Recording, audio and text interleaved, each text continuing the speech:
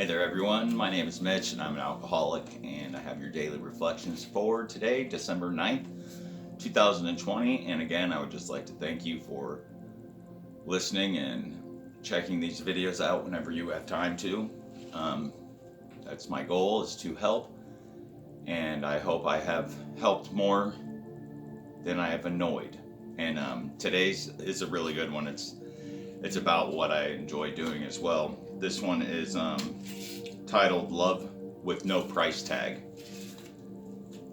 When the 12th step is seen in its full implication, it is really talking about the kind of love that has no price tag on it. That comes from the 12 Steps and 12 Traditions, page 106. In order for me to start working the 12th step, I had to work on sincerity and honesty and to learn to act with humility. Carrying the message is a gift of myself, no matter how many years of sobriety I may have accumulated. My dreams can become reality. I solidify my sobriety by sharing what I have received freely. As I look back to that time when I began my recovery, there was already a seed of hope that I could help another drunk pull himself out of his alcoholic mire. My wish to help another drunk is the key to my spiritual health. But I never forget that God acts through me. I am only his instrument. Even if the person is not ready, there is success. Because my effort in his behalf has helped me to remain sober and to become stronger. To act, to never grow weary in my 12th step, work, is the key. If I am capable of laughing today, let me not forget those days when I cried. God reminds me that I can feel compassion. This is what it's all about for me. It feels so good to help the other person. And I was just talking to my new counselor I got for this program that I am now in,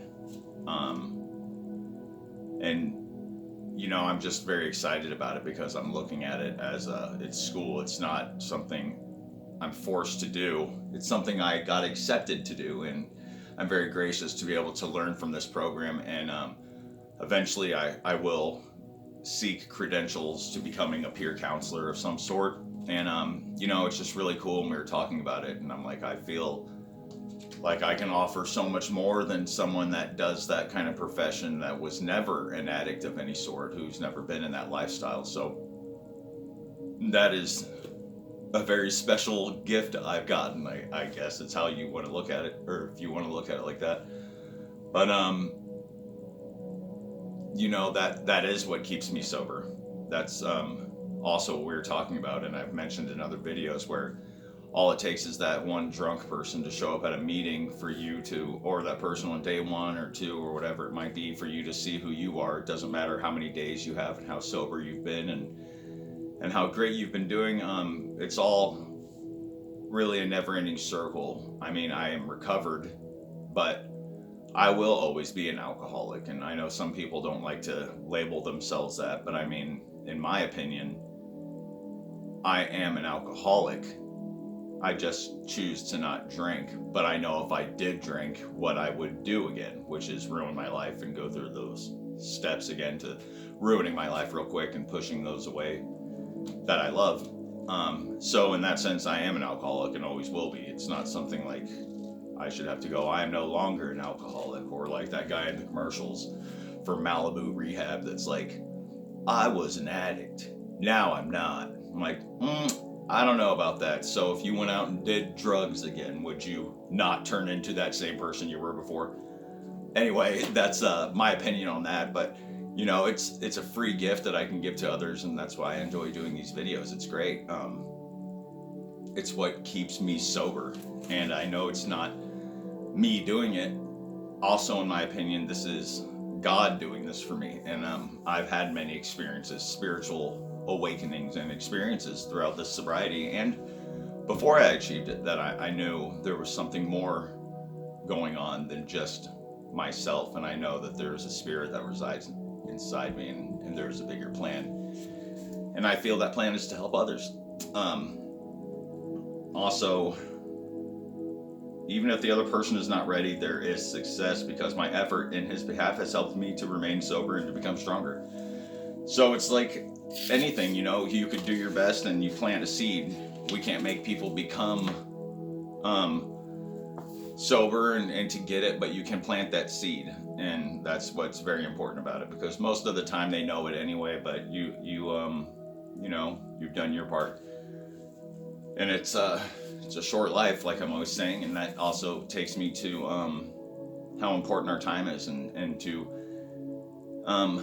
plant those seeds, but don't spend too much time over and over again just trying to help someone that doesn't want the help. They have to be able to do it for themselves, and it's a sad process. And there's someone in my life, in my not my close circle, but someone in my life that's going through it as well, and someone's enabling this person, and this person has gotten worse and worse and worse, and is, as an addict and a recovering alcoholic, you know exactly where it's going.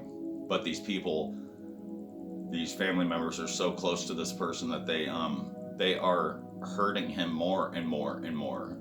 No matter what he's doing, it's all gross, but by them helping him and enabling him, allowing him to stay at their house and bully them and take their car and don't call the cops on him, that kind of stuff.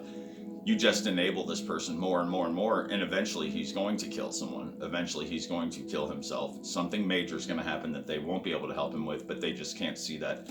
So that's where it's important to plant that seed, and don't let people walk all over you. If you have addicts in your life that are just completely taking advantage of you, whether you love them so much or not, that's even more the reason to not help them, because you're not helping them. You're hurting yourself, you're hurting everyone around you, and you're hurting that person, and something's going to happen, and you can end up hurting someone that has nothing to even do with any of this. And that is your fault, really. It's not even the addict's fault. You're helping the addict, and you're not even an addict yourself, but you're addicted to helping this person. But your time is short. How much of your time do you want to spend helping this person and ruining their life and yours? But here's something from a Daily Stoic for today's, which is also again about time. It says, today there will be endless interruptions, phone calls, emails, visitors, unexpected events. Booker T. Washington observed that the number of people who stand ready to consume one's time to no purpose is almost countless. A philosopher, on the other hand, knows that their default state should be one of reflection and inner awareness. This is why they so diligently protect their personal space and thoughts from intrusions of the world. They know that a few minutes of contemplation are worth more than any meeting or report. They also know how little time we're actually given in life and how quickly our stores can be depleted. Seneca reminds us that while we might be good at protecting our physical property, we are far too lax at enforcing our mental boundaries. Property can be regained. There's quite a bit of it out there. Some of it still untouched by man. But time is our most irreplaceable asset. We cannot buy more of it. We can only strive to waste as little as possible. So again, for all sorts of things, how much of your time are you wasting on things that aren't beneficial to your life? Is it really helping you? How much time are you wasting on this person that is just not going to change unless you force that person to change? And by forcing them, they're an adult. You can't make them go do what they don't want to do. But you can force them in that situation where you're no longer allowing them to live at your house. You're not giving them money, letting them drive your car, etc., wasting your time calling you over and over again with the same, I'm sorry, I'll change, I'm sorry, I'll change. Have they ever changed? You just got to look at these things, and if you love them so much, then you have to understand what you're doing is not love. What you're doing is selfishness. And you're hurting that person. And again, you're going to end up hurting someone that has nothing to do with any of this. And how will that make you feel? And again, your time is short. How much time are you going to continue to waste of your life on this person that you're actually hurting? That's all I got really for today. Got a busy day going.